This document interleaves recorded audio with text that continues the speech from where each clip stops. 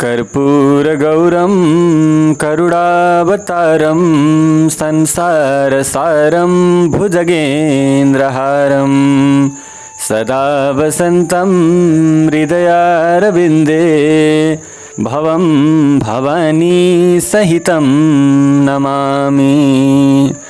गौरी शंकर भगवान का चरण रूपी कमल में वंदना गर्दै संपूर्ण भक्तजनहरूका हृदयमा विराजमान परमात्मालाई प्रणाम गर्दै शिव महापुराण अन्तर्गतको यो 16औं भागको प्रसङ्गको सुरुवात हुन्छ। अघिल्लो प्रसङ्गमा जब आफ्नो अनि श्री महादेवको अत्यन्त अपमान भएपछि योग मार्गको माध्यमद्वारा सती देवीले आफ्नै प्राणको आहुति दिइसकेपछि अत्यन्तै दुःखको प्रादुर्भाव भएको थियो, युद्धको प्रादुर्भाव हुन लागेको थियो। अब त्यहाँभन्दा अगाडिको कथा प्रसङ्ग सुरुवात हुन्छ यसरी। 20,000 पार्षदहरू सती देवी सँगै नष्ट भए। त्यो एउटा ज्यादै आश्चर्यजनक कुरा भयो। यसरी नष्ट हुनबाट बचेका शिवका प्रमथगण अत्याधिक रिसाउँदै हतियार लिएर दक्षको वध गर्न तयार भए। ती आक्रमण गर्न तयार भएका पार्षदहरूको वेग देखेर भृगुले यज्ञमा व्यवधान उत्पन्न गराउनेहरूको विनाश गर्नका लागि यजुर्वेदको अपहता असुरा रक्षा गुसिवे दिखदः मन्त्र उच्चारण गरेर दक्षिणाग्निमा आहुति हाले। यसरी उनले आहुति हालेपछि यज्ञकुण्डबाट रिभु नाम भएका ज्यादै बलवान हजारौं देवता उत्पन्न भए। ती सबैका हातमा बलिरहेका अगुल्टा थिए। तिनीहरूसँग प्रमथगणको सुन्दा पनि रौठाडा हुने किसिमको धेरै डरलाग्दो युद्ध भयो। ती ब्रह्मतेज सम्पन्न रिभुहरूले प्रहार गरेको चोटले व्याकुल हुँदै प्रमथगण भागे। यो आश्चर्यजनक घटना शिवको इच्छाले नै भएको थियो। त्यस समयमा ऋषि इन्द्र सहितका देवता मरुदगण विश्वदेव अश्विनी कुमार तथा लोकपालहरू हेरेर मात्र बसिरहेका थिए तथा कसैले यो विघ्न टार्नका लागि विष्णुको प्रार्थना गरिरहेका थिए। उनीहरू धेरै व्याकुल हुँदै पटक पटक यो विघ्न टार्ने विषयमा कुरा गरिरहेका थिए। प्रमथगणको विनाश र तिनीहरूलाई भगाउँदा पछि आइलाग्ने परिणामका विषयमा विचार गरेर विष्णु सहितका देवता ज्यादै चिन्तित भएका थिए। यसरी भगवान शिवमा विरोधाभाव राख्ने दक्षको यज्ञमा धेरै ठूलो व्यवधान उत्पन्न भयो। त्यसै समयमा त्यहाँ दक्ष र देवता सहितले सुन्ने गरी यथार्थपूर्ण आकाशवाणी भयो, जसमा भनिएको थियो, हे दुष्ट दक्ष, तिमीले यो अनर्थकारी कर्म किन गरेका हौ? तिमीले शिवका परम भक्त दधीचीले भनेको तिम्रा लागि आनन्ददायक र मङ्गलमय कुरा पनि अस्वीकार गरेका थियौ। ती ब्राह्मण तिमीलाई ज्यादै कठोर श्राप दिएर तिम्रो यज्ञ मण्डपबाट निस्कदा पनि तिमीले केही बुझ्न सकेनौ। त्यसपछि तिम्रो घरमा आफ्नै पुत्री सती आएकी भए पनि, साक्षात् उमादेवी आएको भए तापनि तिमीले उनको धेरै ठुलो अपमान गर्यौ। तिमीले किन यसो गरेका हौ? तिमीले सती र शिवको पूजा नगर्नुको कारण के हो? तिमीले म ब्रह्माको पुत्र हुँ भनेर ठुलो घमण्ड गरेकाले तिमीलाई मोहले यथार्थ रूपमा ढाकेको हो। ती सती सत्पुरुषहरूले सधैँ आराधना गर्न योग्य सबै पुण्यको फल दिने तीनटै लोककी माता कल्याण स्वरूपिणी शिवको आधा अङ्गमा बस्ने भएकी हुनाले उनको पूजा गर्नाले सबैलाई सौभाग्य प्राप्त हुन्छ। उनी शिवकी शक्ति हुनाले उनले सधैँ आफ्ना भक्तहरूको कल्याण गर्दछिन्। उनको पूजा गर्दा उनले सांसारिक डर हटाइदिएर भक्तको अभिलाषाका अनुसारको फल दिन्छन्। उनी कीर्ति र सम्पत्ति प्रदायिनी हुन्। उनी पराशक्ति भएकी हुनाले उनले भोग र मोक्ष उपलब्ध गराइदिन्छन्। तिनै सती समग्र जगतलाई जन्म दिने माता, रक्षा गर्ने अनादि शक्ति र प्रलयका समयमा संहारकर्ता हुन्। ती सतीलाई विष्णु ब्रह्मा इन्द्र चन्द्र अग्नि सूर्य लगायत सबैकी जननी मानिएको छ। ती सतीले तपस्या धर्म र दान लगायतको फल दिन्छन्। उनी शिवकी शक्ति महादेवी तथा दुष्टहरूको संहार गर्ने परात्पर शक्ति हुन्। यस प्रकारको महिमा भएकी सती जसकी पत्नी हुन्, उहाँ भगवान शिवलाई यज्ञमा भाग नदिएर आफ्नै पुत्रीको अपमान गर्ने तिमी ज्यादै मूर्ख हो। भगवान शिव सबैका अधिपति र परब्रह्म परमात्मा हुनुहुन्छ। उहाँको सबै देवताले सेवा गर्ने भएकाले उहाँले सबैको कल्याण गर्नुहुन्छ। उहाँको दर्शन गर्ने अभिलाषा राखेर सिद्ध व्यक्तिहरूले तपस्या गर्दछन्। उहाँको दर्शन गर्ने इच्छाले योगीले योगको साधना गर्छन्। यसै कारण यज्ञ यज्ञादिको सबैभन्दा उत्तम फल शिवको दर्शन नै हो। भगवान शिवले यो समग्र जगतलाई धारण र यसको पोषण गर्नुहुन्छ। उहाँ सबै विद्याहरू अधिपति, सबै विद्याहरूको अधिपति हुनुभएकाले उहाँ सबै कार्य गर्न सक्षम हुनुहुन्छ।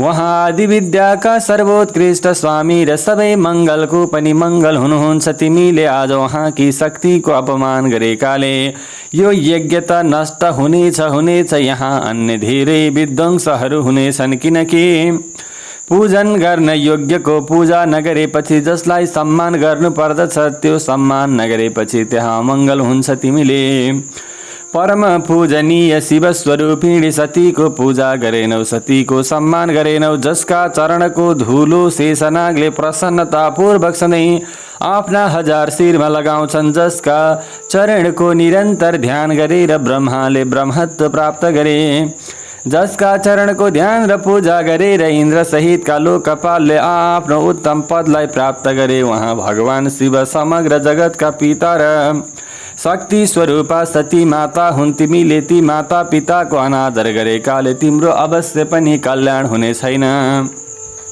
तिमीले सती र शिवको आराधना गरेकाले तिमी माथि दुर्भाग्यले अब आक्रमण गर्यो र विपत्ति आइलागेको हो। तिमीले सती र शिवको आराधना नगरेकाले तिमी माथि दुर्भाग्यले आक्रमण गर्यो र विपत्ति आइलागेको हो। तिमीमा शिवको पूजा नगरे पनि मेरो कल्याण हुन्छ भन्ने घमण्ड रहेको छ, तर त्यो घमण्ड आज यथार्थमा नष्ट हुनेछ। यी देवताहरू मध्ये कसैले पनि शिवको विरोध गरेर तिमीलाई सहयोग गर्न सक्ने छैनन्। यदि अहिले यी देवताले तिमीलाई सहयोग गरे भने तिनीहरू आगोमा परेको पुतली जस्तै गरी नष्ट हुनेछन्। आज तिम्रो मुख जलोस्, तिम्रो यज्ञको विनाश होस् र तिमीलाई सहयोग गर्नेहरू पनि तत्कालै जलेर भस्म हुन्। यी सबै देवता यज्ञ मण्डपबाट निस्किएर आफ्नो ठाउँमा जाउन्, अन्यथा यिनीहरू सबै नष्ट हुनेछन्। यसै गरी अरू मुनि र नाग पनि यज्ञ मण्डपबाट बाहिर निस्किएनन् भने जलेर नष्ट हुनेछन्। यसै कारण विष्णु र ब्रह्माले तत्कालै त्यो यज्ञ मण्डपलाई परित्याग गर्नु। ब्रह्माजीले भन्नुभयो। यस प्रकारको आकाशवाणी सुनेपछि सबै देवता धेरै भयभीत र आश्चर्यचकित भएकाले उनीहरू केही बोल्न सकेनन्। त्यस समयमा तिनीहरू विशेष प्रकारको मोहले ढाकिएका जस्ता भएका थिए। भृगुको मन्त्रका बलले नष्ट भएर बचेका शिवगणले शिवका शरणमा गएर उहाँलाई यज्ञ मण्डपमा भएको घटनाको विषयमा जस्ताको तस्तै बताए। दक्ष धेरै दुष्ट र घमण्डी छन्। उनले त्यहाँ गएकी सतीको अपमान गरे। देवताहरूले पनि उनको सम्मान गरेनन्। ती घमण्डी दक्षले तपाईलाई यज्ञमा कुनै स्थान पनि दिएनन्। अन्य देवताहरूलाई दिएर तपाईका लागि ज्यादै उच्च स्वरमा दुर्वचन प्रयोग गरे। यज्ञमा तपाईलाई भाग नदिएको देखेपछि सतीले धेरै रिसाएर आफ्ना पिताको निन्दा गर्दै आफ्नो शरीर तत्कालै योगरूपी अग्निमा जलाएर भस्म बनाइदिन्। यसरी सतीले आफूलाई भस्म गराएकी देखेर ज्यादै लज्जित भएका 10,000 भन्दा धेरै पार्षदले आफ्नै शरीरका अङ्गहरूमा शस्त्र प्रहार गरेर प्राण त्याग गरे। माताको वियोगलाई सहन सकेनन्। बाँकी रहेका हामी दक्षसँग अत्यधिक रिसाएर सबैलाई भयभीत बनाउँदै त्यो यज्ञमा व्यवधान उत्पन्न गराउने प्रयासमा लागे तापनि विरोधी भृगुले आफ्नो मन्त्रको शक्ति प्रयोग गरेर हामीलाई त्यहाँबाट लखेटेकाले हामी तपाईँको शरणमा आएका छौँ।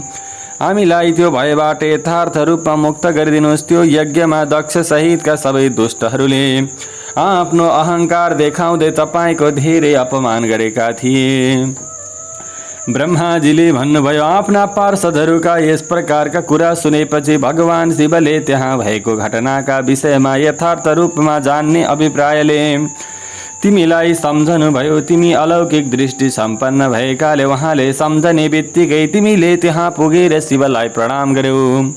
शिवले तिम्रो प्रशंसा गर्दै दक्षको यज्ञमा गएकी सतीको समाचार तथा अन्य घटनाका बारेमा सोध्नुभयो। उहाँले यसरी सोधेपछि तिमी यानकी नारदले त्यहाँ भएको घटनाका विषयमा यथार्थ रूपमा बताइदेऊ। तिम्रा सबै कुरा सुनेपछि महारौद्र पराक्रम सम्पन्न रुद्रले तत्कालै धेरै ठुलो रिस प्रकट गराउनु भयो। त्यस समयमा उहाँले आफ्नो शिरको जटा उखेलेर रिसाउँदै हा सती भन्दै त्यो पर्वतमा पछार्नुभयो। उहाँले पछारेको त्यो जटा दुई टुक्रा भएर त्यसबाट प्रलयको जस्तै धेरै ठुलो शब्द प्रकट भयो। त्यो जटाको पहिलो भागबाट धेरै डरलाग्दा र शक्तिशाली वीरभद्र प्रकट भए, जो शिवगणहरूका नायिके हुन् नि। उनी पृथ्वीलोकलाई सबैतिरबाट ढाक्दै त्योभन्दा पनि 10 अङ्गुल ठुलो भएर उभिए। उनी हेर्दा प्रलयकालको अग्नि जस्तै देखिन्थे तथा उनको शरीर धेरै अग्लो थियो। उहाँ रुद्रको क्रोधपूर्ण सासबाट 100 प्रकारका ज्वरो र 13 प्रकारका सन्निपात उत्पन्न भए। त्यो जटाको दोस्रो भागबाट ज्यादै डरलाग्दी महाकाली उत्पन्न भइन्। उनलाई करोडौं भूतहरूले घेरेका थिए, जुन ज्वरो उत्पन्न भएका थिए। ती सबै शरीर धारण गरेका धेरै रिसाहा र सबै लोकका लागि डरलाग्दा थिए। तिनीहरूले आफ्नो तेजबाट प्रज्वलित हुँदै सबैतिर आगो सल्काएको अनुभूति हुन्थ्यो। वीरभद्र कुराकानी गर्न ती सिपालु थिए तथा उनले दुवै हात जोडेर शिवलाई प्रणाम गर्दै भने, हे सूर्य चन्द्रमा र अग्निलाई आँखाका रूपमा धारण गर्ने परमात्मा, मलाई तत्कालै आज्ञा दिनुहोस्। यो समयमा मैले गर्नुपर्ने काम के हो? के मैले आधा क्षणमा सबै समुद्र सुकाउनु पर्ने हो, वा यति नै समयमा पर्वतहरूलाई धुलो पिठो बनाउनु पर्ने हो? मैले एक क्षणमा समग्र ब्रह्माण्ड भस्म गरिदिउँ, वा देवता र मुनिहरूलाई जलाएर भस्म पारिदिउँ? के म सबै लोकलाई उल्टाइदिउँ वा सबै प्राणीको विनाश गरिदिउँ? तपाईँको कृपाका प्रभावले यो समग्र ब्रह्माण्ड मैले गर्न नसक्ने कुनै पनि काम छैन। यो ब्रह्माण्डमा आजसम्म मेरो जस्तै पराक्रम भएको वीर उत्पन्न भएको छैन र भविष्यमा पनि हुने छैन। तपाईँले पठाएको एउटा छेस्कोले निर्विघ्नतापूर्वक सबै कार्य सम्पन्न गर्न सक्नेमा कुनै दुविधा छैन। तपाईँको लीलाबाटै सबै कार्य सिद्ध हुने भए तापनि मलाई पठाउनु म प्रतिको हजुरको अनुकम्पा हो। मलाई यस्तो शक्ति तपाईँकै कृपाबाट प्राप्त भएको हो। जसले तपाईँको कृपा प्राप्त गर्न सक्दैन त्यो शक्तिविहीन हुन्छ। यथार्थमा तपाईँको अनुमति नपाएसम्म कसैले पनि एउटा छेस्को सम्म हल्लाउन सक्दैन। म हजुरका चरणमा पटक पटक प्रणाम गर्दछु। तपाईँले आफ्नो अभिलाषा अनुसारको कार्यसिद्धिका लागि मलाई तत्कालै पठाउनु हवस्। मेरो शरीरको दाहिने अङ्ग पटक पटक फरफराइरहेको छ। यसले मलाई विजय प्राप्त हुने सङ्केत गरिरहेको छ। यसैले आज मलाई अभूतपूर्व उत्साह उत्पन्न भएको अनुभूति भइरहेको छ तथा मेरो ध्यान हजुरका चरण रूपी कमलमा एकाग्र भएको छ। जसले तपाईँमा दृढ भक्तिभाव राख्दछ त्यो सधैँ विजयी हुनेछ। वीरभद्रका यस प्रकारका कुरा सुनेर ज्यादै प्रसन्न हुनुभएका शिवले उनलाई आशीर्वाद दिँदै भन्नुभयो, ब्रह्माका पुत्र दक्ष धेरै दुष्ट र घमण्डी छन्। यसकारण उनी अहिले विशेष रूपमा मेरो विरोध गर्ने कार्यमा एकाग्रतापूर्वक लागिरहेका छन्। दक्षले यस समयमा एउटा यज्ञ गर्ने प्रयास गरिरहेछन्। तिनी त्यो यज्ञ भस्म पारेर तत्कालै मेरो नजिकमा आऊ। यदि देवता गन्धर्व यक्ष वा अरू कोही तिमीसँग युद्ध गर्न आए भने तिनीहरूलाई पनि तत्कालै भस्म गरिदिनु।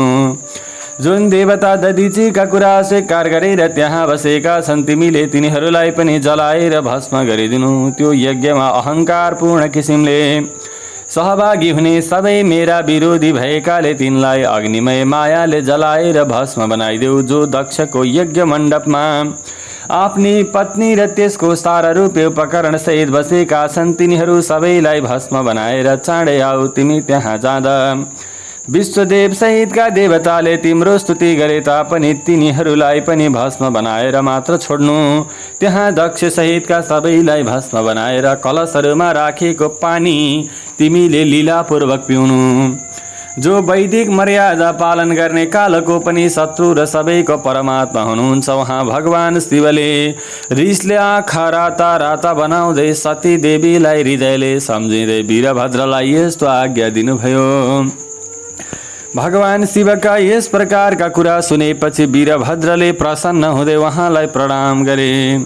भगवानकै आज्ञा अनुसार उनी त्यहाँबाट दक्षको यज्ञ मण्डपतिर लागे। शिवले देखाउनका लागि मात्र उनका पछाडि प्रलयकालीन अग्नि जस्तै तेजस्वी करोडौं गणहरू पठाइदिनु भयो। तिनीहरू ज्यादै उत्साहपूर्वक वीरभद्रको अगाडि पछाडि हिँडिरहेका थिए। वहाँ कालका पनि कालरुद्रका वीरभद्र सहित जुन कैयौं पार्षद थिए तिनीहरू सबैको स्वरूप रुद्रको जस्तै थियो। ती गणहरूसँगै वीरभद्र भगवान शिवको जस्तै वेशभूषामा रथमा बसेर यात्रा गरिरहेका थिए।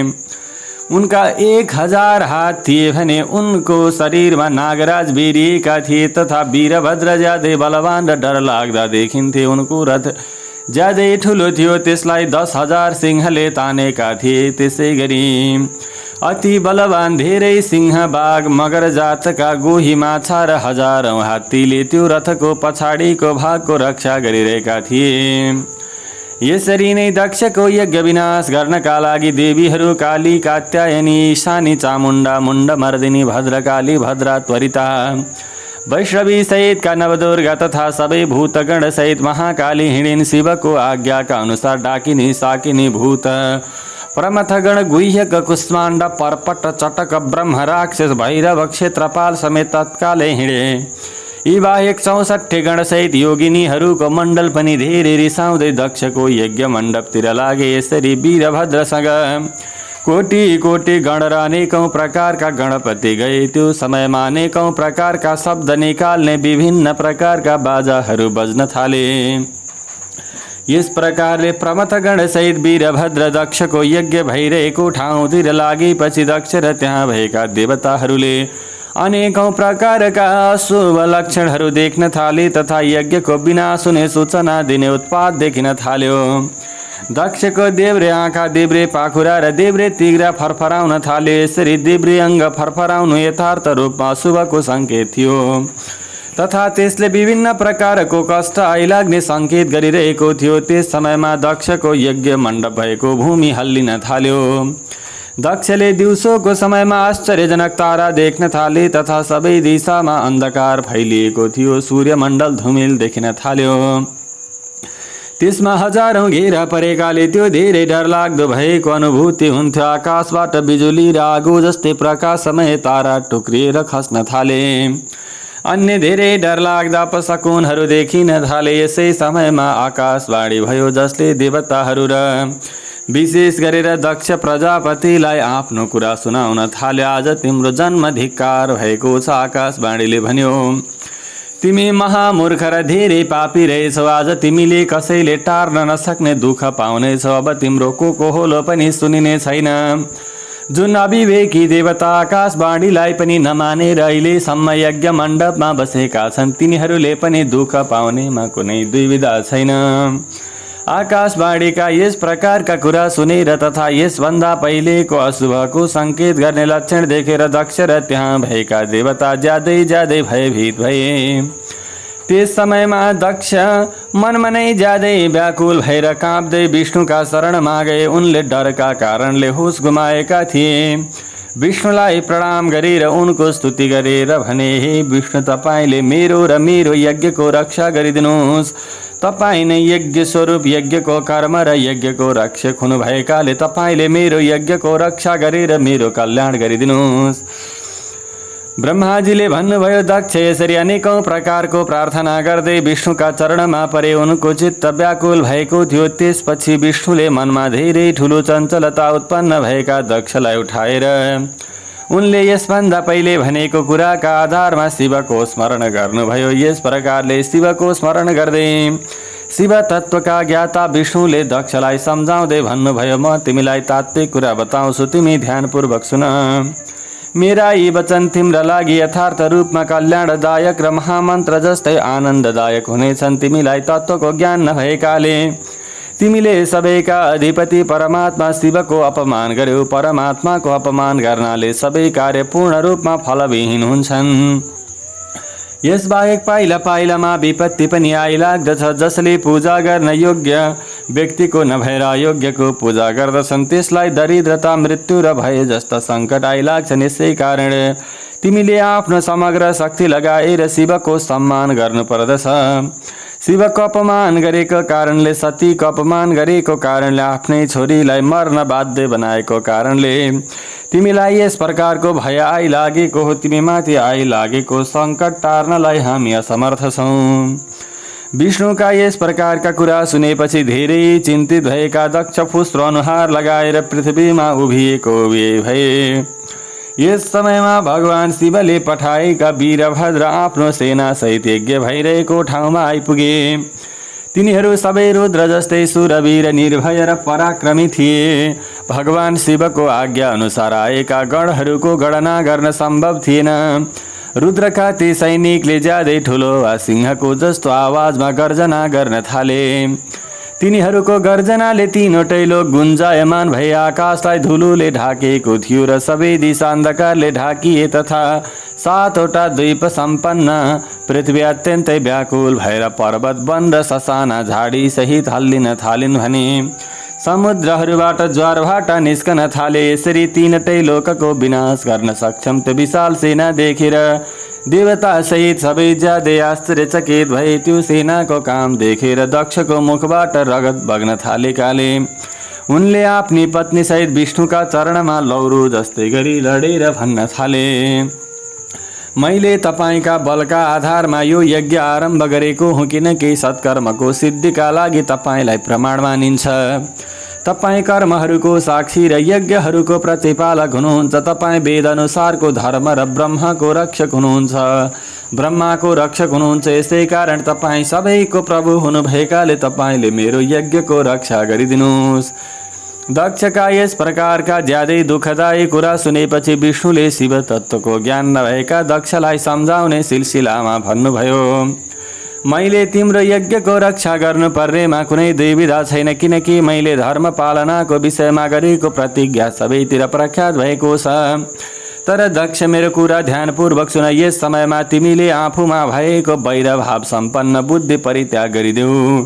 तिमीले देवताहरूको क्षेत्र नैमिषारण्यमा घटेको ज्यादै आश्चर्यजनक घटना सम्झन सकिरहेका छैनौ कि? तिमीले अविवेकी भएर त्यो बिर्सिएका हौ त अहिलेको अवस्थामा रुद्रको रिसबाट तिमीलाई कसैले बचाउनै सक्दैन।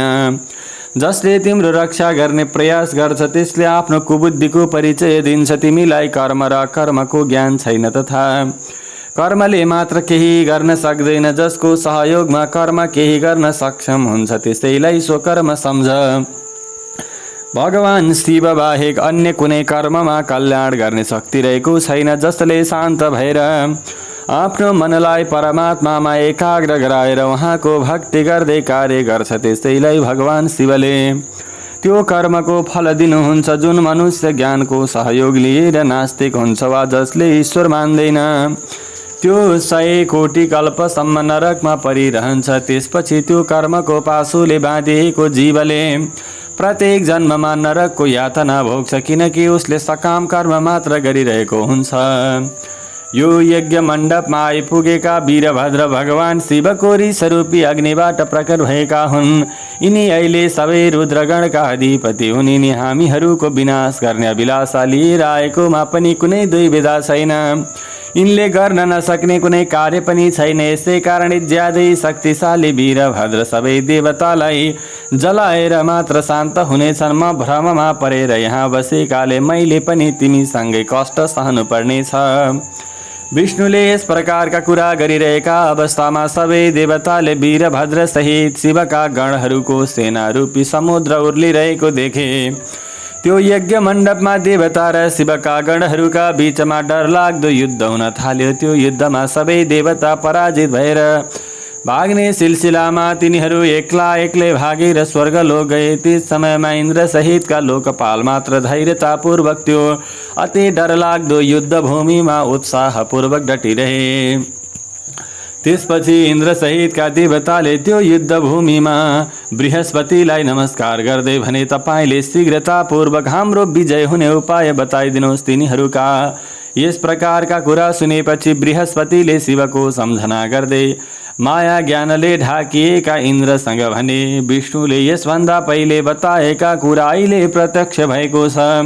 म त्यसैका विषयमा यथार्थ रूपमा बताउँछु, ध्यानपूर्वक सुन। जसले कर्म गर्दछ त्यसलाई मात्र कर्मको फल प्राप्त हुने भएकाले जसले ईश्वरका विषयमा ज्ञान हासिल गरी उहाँको आश्रयमा रहेर सत्कर्म गर्दछ त्यसले त्यो कर्मको फल पाउँदछ। विद्वानहरूका अनुसार मन्त्र औषधिहरू सबै अभिचार दुराचारी कर्म, लौकिक पुरुष कर्म, वेद पूर्व र उत्तर मीमांसा तथा अनेकौं वेद सम्पन्न अरू शास्त्रका आधारमा परमात्मालाई जान्न सकिँदैन तथा श्रुति अनुसार एकाग्रतापूर्वक शरणमा परेको भक्त बाहेक अरूले सबै वेद 10,000 पटक स्वाध्याय अध्ययन गरे भने पनि शिवका विषयमा यथार्थ ज्ञान हासिल गर्न सक्दैनन्।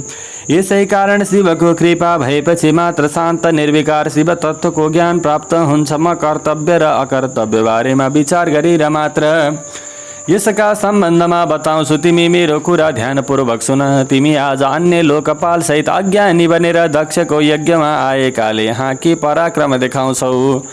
भगवान रुद्रका ती रिसाहगण यो यज्ञमा व्यवधान उत्पन्न गराउन आएकाले उनीहरूले अवश्य पनि आफ्नो काम पूरा गर्नेछन्। त्यसै कारण तिमीहरूमध्ये कसैले पनि यो व्यवधान टार्न सक्ने छैन वा यसलाई टार्ने कुनै उपाय छैन। बृहस्पतिका यस प्रकारका कुरा सुनेर इन्द्र सहित सबै लोकपाल धेरै चिन्तित भए। त्यही समयमा रुद्रका गणले चारैतिरबाट घेरिएका वीरभद्रले मनमा शिवको सम्झना गरी सतीको सम्झना गरी इन्द्र सहितका लोकपाललाई गाली गर्दै तीखा बाण प्रहार गरेर ती सबै देवताहरूलाई एकै पटकमा घायल बनाइदिए। ती बाणहरूको चोटले घाइते भएका इन्द्र सहितका लोकपालहरू यत्रतत्र भाग्न थाले। यसरी लोकपाल र देवताहरू भागेपछि वीरभद्र आफ्ना सहयोगी सहित यज्ञको मण्डपको नजिकमा गए। त्यस समयमा त्यहाँ भएका ऋषिले अति डराउँदै विष्णुसँग आफ्नो रक्षाको लागि प्रार्थना गर्दै भने, तपाईले दक्षको यज्ञको रक्षा गरिदिनुहोस्। तपाईँ नै यज्ञ हुनुभएकाले यज्ञ तपाईँको कर्म रूप र अङ्ग हो। यो यज्ञमा शिव हुनुहुन्न, शक्तिशाली रूपमा हजुर नै हुनुहुन्छ। हजुरको रक्षा गर्नु कर्तव्य पनि हो। तपाईँले दक्षको यज्ञ रक्षा नगरे अरू कसैले यसको रक्षा गर्न सक्दैन। त्यो यज्ञमा रहेका ऋषिहरूका यस प्रकारका कुरा सुनेपछि ब्रह्मा र विष्णु वीरभद्रसँग युद्ध गर्न तयार भयौँ। यसरी विष्णु युद्ध गर्न तयार भएको देखेर वीरभद्रले ज्यादै कडा शब्दमा विष्णुलाई गाली गरे। ती वीरभद्रका यस प्रकारका कुरा सुनेका विष्णुले मुसु मुसु हाँस्दै भन्नुभयो, तिमी मेरो कुरा ध्यानपूर्वक सुन। म भगवान शिवको सेवक भएकाले तिमीले मलाई शिवको विरोधी भएको आरोप नलाऊ। दक्ष अज्ञानी भएकाले उनी कर्मकाण्डमा मात्र विश्वास गर्दछन्। यिनले अज्ञानका वशमा परेर पहिले मसँग आफ्नो यज्ञमा आइदिन पटक पटक अनुरोध गरेका थिए। म आफ्नो भक्तको अधीनमा रहने हुनाले यहाँ आए। भगवान शिव पनि आफ्नो भक्तको अधीनमा रहनुहुन्छ। दक्ष मेरो भक्त हुनाले म यहाँ आउन बाध्य भएँ। तिमी रुद्रको तेजस स्वरूप भएकाले मेरो कुरा ध्यानपूर्वक सुन। म तिमीलाई अगाडि बढ्नबाट रोक्छु र तिमी मलाई रोक। यसको परिणाम जे हुनुपर्ने हो त्यही हुन्छ। भगवान श्री महादेवले जे चाहनुहुन्छ त्यो हुन्छ।